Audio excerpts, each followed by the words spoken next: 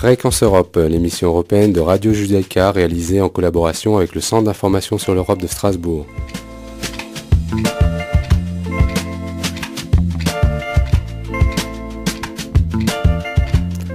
Bonjour chers auditeurs, je suis ravi de vous retrouver cette semaine. Nous avons cette fois-ci une nouvelle invitée, Madame Gori Kaminski, bonjour. Bonjour Olivier. Alors Madame Gori Kaminski, vous êtes responsable de l'Europe Enterprise Europe Network de la CCI de la région Alsace. Tout à fait. Voilà, donc je voudrais avant d'en discuter avec vous, d'en savoir un petit peu plus sur ce qu'est ce réseau, j'aimerais vous faire écouter un petit spot de pub, ce qui n'est pas d'habitude dans l'émission, puisque normalement il n'y a pas de pub sur la radio dans les émissions. Là on va faire une petite coupure spéciale et vous faire écouter un spot de pub qui est passé sur d'autres fréquences que Radio Judaïka. En tant qu'entrepreneur, vous avez parfois l'impression de manquer d'air, envie de souffler un peu, d'élargir vos horizons?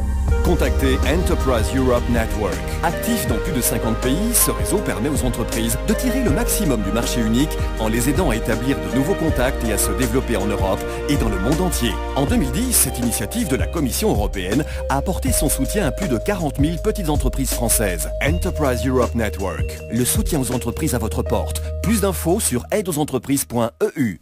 Voilà, alors pourquoi ce spot de pub? C'est parce que moi, il y a quelques temps, j'écoutais la radio et sur donc des stations de public. Donc j'écoutais la radio et tout d'un coup j'entends ce spot et je me dis mais tiens, mais je connais moi.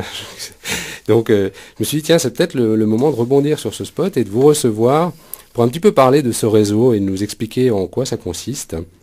Donc ma première question c'est, pouvez-vous nous en dire un peu plus sur ce réseau ?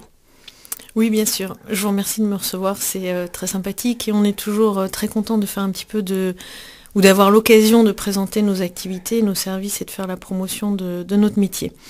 Alors Enterprise Europe Network, comme vous l'entendez dans le spot, c'est un réseau européen qui a été créé par la Commission européenne en 2008, par la Direction générale entreprises et industrie de la Commission européenne, et qui est présent sur tout le territoire de l'Union européenne, les 27 États membres de l'Union européenne, un par région en général, et également présent dans d'autres pays du monde, qui sont des pays avec lesquels l'Union européenne a des relations économiques, historiques ou culturelles de longue date.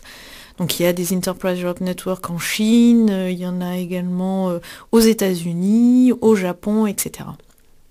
Alors notre métier, c'est le conseil aux entreprises en droit communautaire. Alors ça semble un peu... C'est pour ça que vous êtes rattaché à la Chambre de commerce, c'est vraiment le lien avec l'entreprise. Exactement.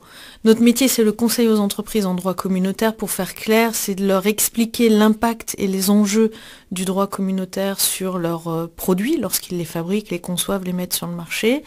Mais c'est également l'accompagnement des entreprises à la recherche de partenaires commerciaux ou technologiques via une banque de données qui est mise à notre disposition par la Commission européenne, qui nous permet d'intégrer des profils d'entreprises qui recherchent un partenaire et d'identifier dans cette banque de données des offres de partenariat qui pourraient coller à leurs besoins et à leurs demandes. Donc en gros, il peut y avoir un effet de réseau, c'est-à-dire vous bénéficiez donc de cette, de ce réseau européen, de ce maillage.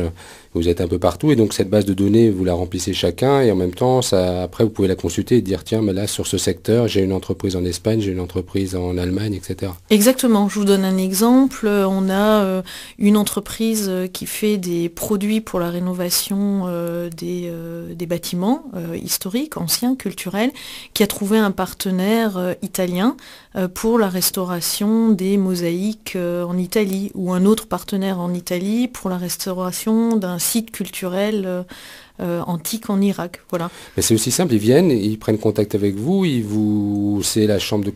Quelqu'un les renvoie à la chambre de commerce, comment? Parce que a priori, ça s'adresse quand même principalement aux petites et moyennes entreprises, pas aux toutes grandes, ou il y a aussi les toutes grandes, les grosses entreprises qui peuvent faire appel à vous, celles qui, on va dire... Excellente question. Alors, le programme de la Commission européenne vise principalement les PME, parce que ce sont celles qui créent le plus d'emplois dans l'Union européenne, et ce sont celles aussi qui sont les plus fragiles, parce qu'elles ont besoin d'être soutenues, elles ont besoin d'être accompagnées, etc. Mais bien entendu, nous travaillons également avec des grandes entreprises. C'est vrai que les profils de clients que nous avons plutôt plutôt dans notre service, le service Europe en fait, Enterprise Europe Network, c'est le service Europe de la Chambre de commerce et d'industrie de région Alsace. Nous avons plutôt l'habitude d'avoir des entreprises industrielles ou des prestataires de services. Mais c'est exactement ce que vous disiez. Ils arrivent, ils disent voilà, je cherche un partenaire pour distribuer mes produits en Pologne.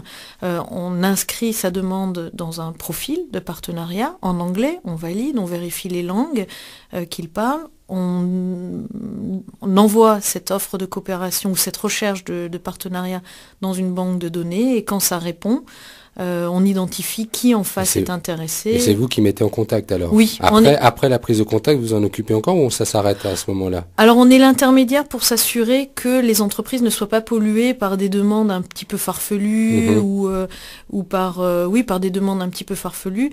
On s'assure du sérieux de l'entreprise qui est en face. Et une fois que les deux entreprises sont d'accord pour se rencontrer, on s'efface et on transmet les coordonnées de l'une et de l'autre en fait. Et là, elles se rendent compte et elles décident de travailler ou pas ensemble. Et ça produit des fruits assez régulièrement, ou vous avez des réussites en exemple, ou ça peut très bien ne pas aboutir, ou en règle générale, comment ça se passe? C'est assez long. C'est assez long. C'est une démarche qui est complémentaire à d'autres prestations que peuvent offrir les partenaires locaux et régionaux ou les chambres de commerce sur l'accompagnement des entreprises à l'export. Donc c'est vraiment une démarche complémentaire. Mais quand il y a un matching qui se fait, ça peut être fait en 2-3 mois. Oui, cette année, on a 4 partenariats d'entreprises qui sont nés de cette manière. Mais vous avez aussi une autre casquette. Vous avez parlé du droit communautaire, ce qui est souvent, c'est vrai, assez incompréhensible pour les gens, parce que communautaire, ça ne veut pas dire grand-chose. En gros, le droit de l'Union européenne. Donc vous avez cette deuxième casquette qui va nous amener à parler après d'un sujet un peu plus précis qui va être la conformité CE. Mais donc là aussi, quand les entreprises ont des questionnements sur la législation européenne, ils peuvent venir vers vous pour avoir un conseil. Absolument. En fait, le droit communautaire couvre aujourd'hui quasiment 60% des produits qui sont mis sur le marché de l'Union européenne, qui circulent sur le marché de l'Union européenne. Et c'est un droit qui est un droit un peu ex nihilo, vous le savez, qui ressemble à rien de ce que nous connaissons en droit français ou allemand ou autre en fait. Et c'est un droit qui en même temps fait une bonne synthèse avec les meilleures dispositions qui peuvent exister partout dans l'Union européenne.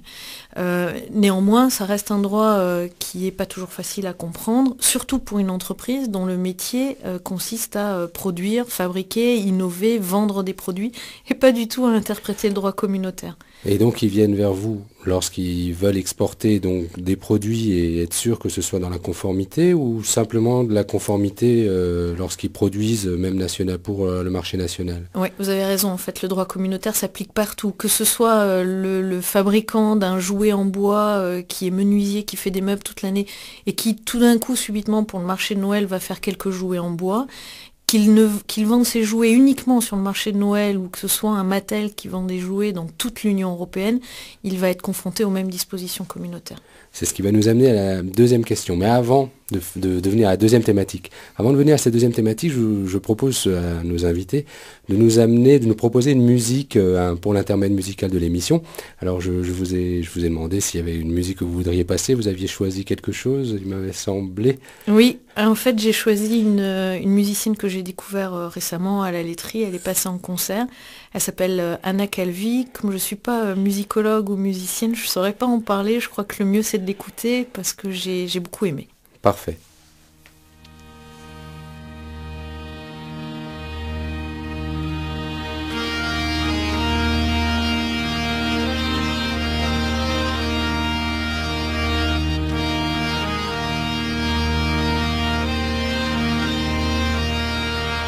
I wanna go to the sun, hold my life like I'd never done.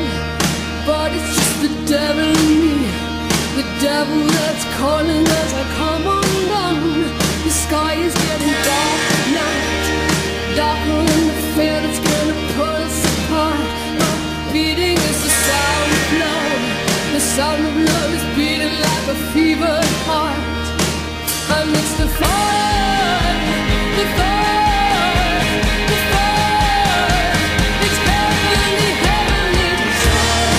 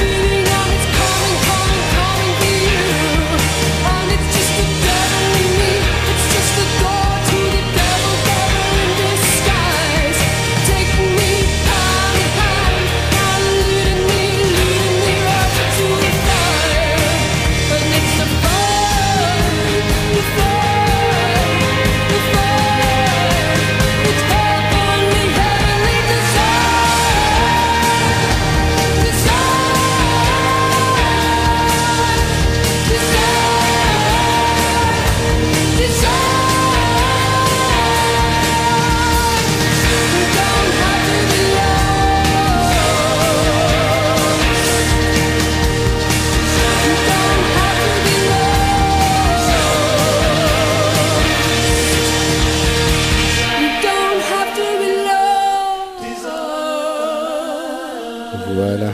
Merci pour cette super chanson. Donc je pense que en plus c'est une révélation 2011, j'ai lu, donc pour les gens qui connaissaient pas, voilà donc il faut retenir Anna Calvi. Mais revenons à notre sujet, nous en étions restés aux activités de Enterprise Europe Network. Maintenant j'aimerais revenir sur un élément qui va intéresser un peu notre public, puisque vous renseignez sur cet élément-là, qui est la conformité CE, puisque ça fait partie de la législation européenne, la législation communautaire. C'est quoi au final, ou qu'est-ce que ce n'est pas la conformité CE? Alors, ou peut-être avant de vous laisser parler, pour rappeler aux gens, s'ils regardent souvent des objets qu'ils achètent, ils vont trouver une signalétique sur les produits qu'ils achètent avec un grand C et un grand E en noir, plutôt arrondi. Et donc, s'ils se posent la question de qu'est-ce que ça leur garantit, donc voilà un petit peu qu'est-ce que c'est. Voilà un peu pour qu'ils s'imaginent bien ce que c'est. C'est quand on dit conformité CE, c'est ce CE-là dont on parle. C'est bien ça. Oui, tout à fait. Alors, le marquage CE, c'est une petite trentaine de réglementations communautaires qui couvrent des familles de risques ou des familles de produits. Je m'explique. Des familles de risques, ça peut être des risques électriques, des risques électromagnétiques. Donc vous avez du marquage CE sur vos téléphones portables de manière à ce que, lorsqu'ils sont allumés, ils ne perturbent pas le fonctionnement des autres équipements électriques et électroniques dans l'environnement duquel ils se trouvent. Vous avez du marquage CE pour des risques mécaniques. Les machines tonneuses qu'on utilise ne sont pas dangereuses ou s'arrêtent s'il y a présence ou détection d'une main, d'un pied, etc.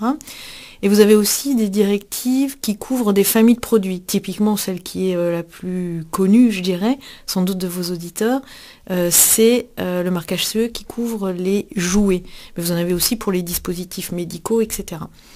Donc ce marquage CE n'est présent sur un produit que lorsque le produit est conforme à ce que l'on appelle, en droit communautaire, des exigences de sécurité ou des exigences environnementales. Ce qui signifie que les produits qui ont ce marquage CE offrent des garanties de sécurité pour les utilisateurs, ou sont des produits éco-conçus ou recyclables ou destinés à être recyclés ou ne comprenant pas de substances dangereuses, mais ce ne sont pas des produits de qualité. Donc le marquage CE signifie que le produit n'est pas dangereux pour l'utilisateur, mais ne signifie pas que c'est un bon produit de qualité qui ne casse pas. En gros, je peux acheter un jouet qui se casse après 2 jours, mais il sera quand même il peut être quand même couvert par la conformité CE.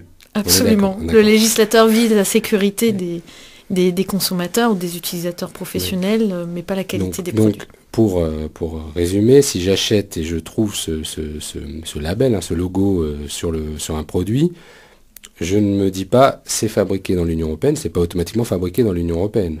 Absolument. Alors ce que le CE n'est pas, ce n'est pas un label de qualité, ce n'est pas la preuve que le produit est fabriqué dans l'Union européenne, ce n'est pas non plus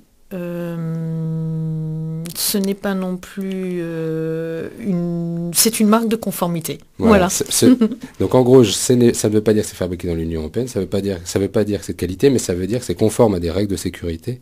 Voilà. Et donc si j'ai bien compris, ça dépendra du produit.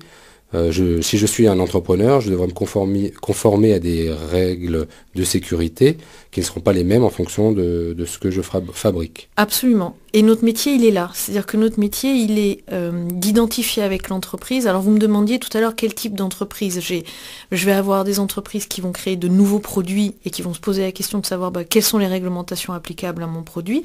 Donc on va lire avec elles, on va essayer de comprendre la nature de leurs produits, leur fonctionnalité, l'usage qu'ils en attendent, et on va lire avec elles, on va balayer avec elles toutes les réglementations qui peuvent s'appliquer à leurs produits.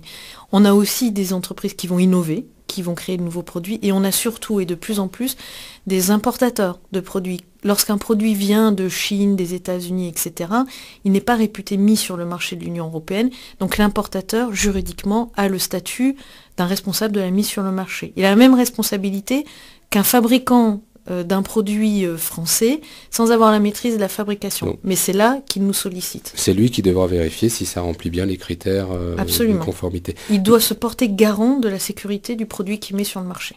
Mais reprenons alors, maintenant mettons-nous dans la position cette fois-ci nouveau du consommateur, plus de l'entrepreneur. Je suis cette fois-ci consommateur, je vois qu'il y a une conformité CE. Est-ce que automatiquement le produit ne sera pas dangereux, ou est-ce qu'il peut y avoir en fait, comment est établie cette conformité, c'est-à-dire qui l'établit réellement? Alors Vous avez raison, c'est une excellente question en fait. Comme toujours dans le droit, vous avez des bons joueurs et vous avez des mauvais joueurs. Vous avez des entreprises qui veulent faire du one-shot, qui mettent sur le marché un produit dangereux, qui est très rentable économiquement et qui disparaissent. C'est quand même une minorité. Moi j'en connais peu. Mais vous avez quand même une très grande majorité d'entreprises qui jouent le jeu et qui respectent la réglementation. Alors pour ce qui est de la vérification de la conformité du produit, le législateur n'a pas souhaité imposer un essai en laboratoire par tierce partie systématique parce que le coût de cet essai est supérieur aux effets que l'on recherche dans un marché unique. On ne peut pas créer un marché unique qui est censé faire baisser les prix, mutualiser les moyens, etc. des entreprises et tout d'un coup imposer des essais payants pour tous les produits qui sortent d'une chaîne de fabrication. Donc le législateur n'impose des essais que pour des produits très dangereux ou qui ont un impact sur la sécurité qui est très élevé.